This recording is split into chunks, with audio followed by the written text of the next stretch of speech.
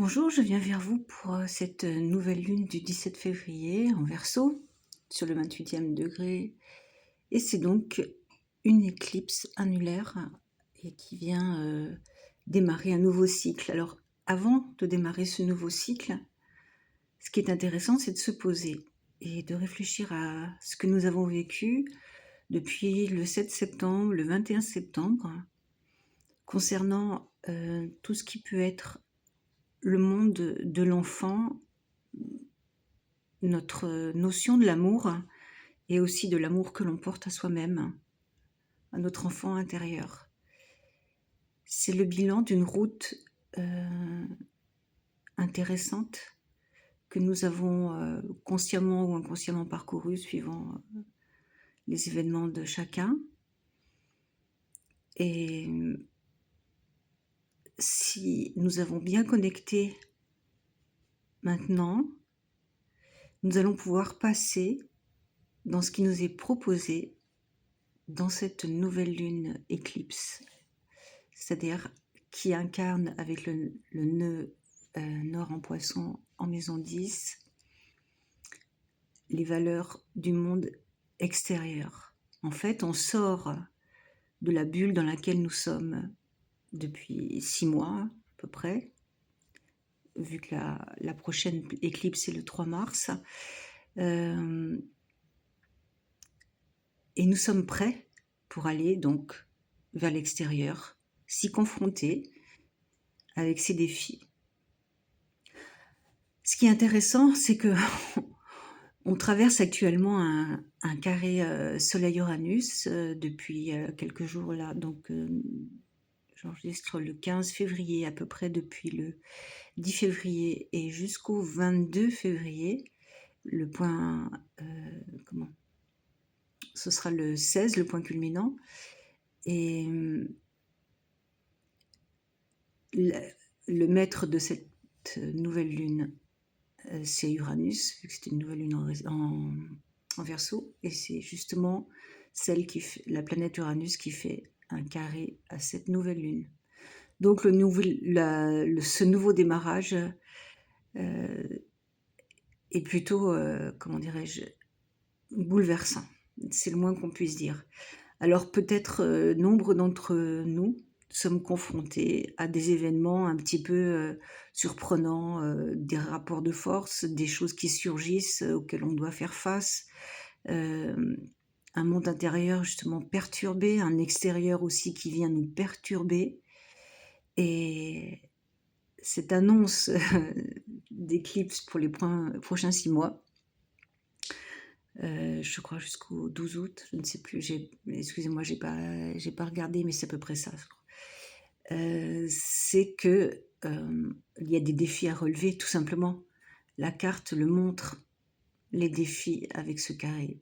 Donc on peut voir que Soleil, Lune, Mercure en Poisson, mais est en maison 10, Vénus, Poisson, maison 10, Saturne, maison 10, Neptune, maison 10, et le nœud lunaire, eh bien nous sommes invités à nous ouvrir au monde extérieur et y faire face.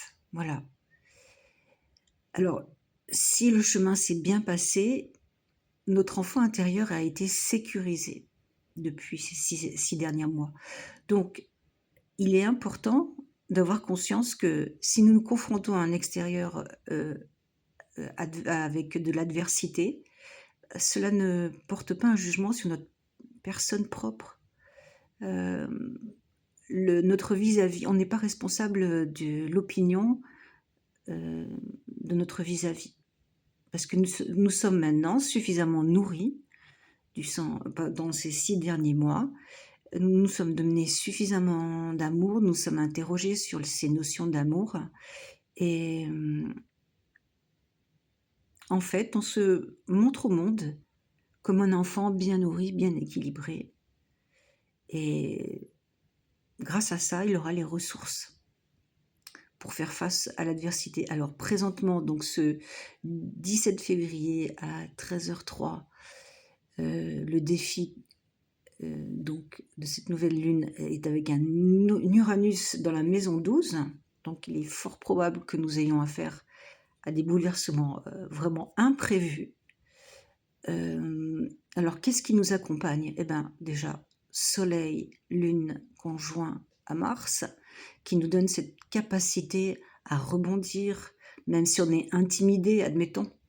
Eh ben, on prend la balle au bond, hein. Si quelqu'un veut nous intimider, on a de la ressource pour répondre. D'autre part, il y a un trigone de Mercure et Vénus à Jupiter qui est en 1 Cancer. Alors, ça va être avec nos qualités d'expression. En fait, durant cette lunaison, il est important de savoir que, en fait, on peut être soi-même. Et au contraire, c'est ça notre force. C'est de montrer, bah oui, je suis bien dans ma peau, je suis moi, et je suis bien à l'extérieur, j'ai ma place. Voilà, j'ai ma place à l'extérieur, dans le monde extérieur, que ce soit professionnel, social, bref, j'ai ma place. Le nœud lunaire, il est en conjonction avec Mercure et Vénus, donc c'est aussi une force, et en trigone avec ce Jupiter, donc en maison 1. Et donc, c'est ça, on a autour de soi, en fait, il faut prendre conscience qu'on a autour de soi parfois et des appuis, des gens qui nous trouvent importants, un certain relief. Et en fait, il est aussi question d'avoir sa place. Je suis là, j'ai autant ma place que n'importe qui, pas plus, mais surtout pas moins. Si on essaye, par exemple, des abus de pouvoir. Pour cela, on va regarder la position de Zérès. Donc, Zérès en bélier, en maison 11, qui est là et qui reçoit donc un carré de Jupiter. Alors, effectivement, il est possible que on ressente un manque de liberté pour être soi. Quelqu'un veut nous empêcher, un organisme, quelque chose veut nous empêcher d'être nous-mêmes, et il y a un abus de pouvoir. Parce qu'en fait, on a peut-être vu votre lumière, notre lumière. Et cette ombre qui est face à nous, eh bien, on peut en faire fi. En plus, Mars nous soutient.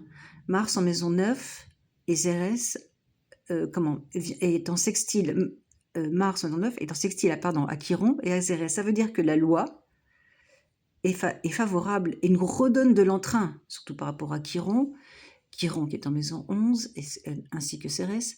Et en fait, non, il ne faut pas se laisser impressionner. On a notre place. À nous de le ressentir. Ce que je pourrais dire, c'est que avec le trigone Uranus-Pluton qui continue, donc Uranus en 12, Pluton dans la 7, nous avons quand même des appuis avec lesquels nous avons noué un contrat. Ça peut être par exemple une protection juridique, hein, tout bêtement. Vu que là, il peut s'agir d'un monde professionnel où on remet en cause des choses, eh bien, pourquoi pas se servir de la justice, comme l'a indiqué, hein, quand Mars dans la 9, s'il y a un abus de pouvoir, justement, ça peut nous aider à guérir. Et Uranus dans la 12 avec un trigone à Pluton, c'est une force qu'un contrat, ça peut être un allié avec qui nous avons signé, est là pour, si nous sommes remis en question. C'est important d'en avoir conscience. Neptune est en sextile à Pluton. Donc, il y a aussi l'idée que, oui, on peut sceller des alliances, ou on a scellé des alliances qui font que nous sommes protégés. En fait, il est important de ne pas se faire avoir, en gros, d'une illusion d'être, qu'on pourrait nous faire croire que nous ne sommes pas insérés dans cette société et qu'au contraire, on a tout à fait notre place. Il y a peut-être de la jalousie. Allons voir sur le milieu du ciel. Il y a une conjonction donc de cette nouvelle lune au milieu du ciel. Mars est aussi conjoint, ce qui veut dire que ça nous donne cette poigne pour être nous-mêmes à l'extérieur. Et effectivement, il y a une notion qu'on vient nous remettre en question. Alors, allons voir cette lune noire. Qu'est-ce qui nous est caché? Cette lune noire, elle est en maison 6. Alors, la lune noire, elle est en carré à Vénus, voilà. À force d'éliminer les probabilités, on élimine et on arrive à... il est probable qu'une femme, ou en tout cas quelque chose qui pourrait être interprété comme une femme dans le milieu socio et professionnel extérieur, cache quelque chose. Notre arme, c'est Saturne. En fait, c'est notre stabilité qui fait que même si cette femme, admettons, agit à notre insu, nous avons une stabilité qui fait que même si nous comprenons qu'il y a des choses qui nous sont cachées, nous restons fermes et non déstabilisés. Uranus, effectivement, est en opposition donc à cette lune noire, parce que la maison 6 symbolise le travail, la vie quotidienne, la santé. Bon, vu la configuration de cette nouvelle lune qui parle plutôt de la configuration socio-professionnelle, on orientera plutôt sur le travail, là où on est impliqué. Et donc Uranus est carré donc à la lune noire, et peut-être que par un heureux hasard, on arrive à découvrir quelque chose en fait. Moi, je le ressens comme ça. D'autant que la lune noire est en carré au nœud lunaire. Il y a quelque chose à comprendre. C'est ce que je vois. En fait, il y a quelque chose à savoir. On nous a caché quelque chose, ce qui nous a freinés, qui nous a enfermés dans le monde socio-professionnel. Et il est fort probable qu'avec une opposition à Uranus, en fait, même s'il y a des choses qui se trament contre nous, un heureux hasard ou un malheureux hasard suivant les personnes, nous fasse comprendre qu'est-ce qui se trame réellement. Donc en résumé, nous sommes partis pour 6 mois, jusqu'au 12 août à peu près. Je n'ai pas regardé exactement la nouvelle lune et l'éclipse de la pleine lune, donc en Verseau, qui aura lieu en Verseau en août.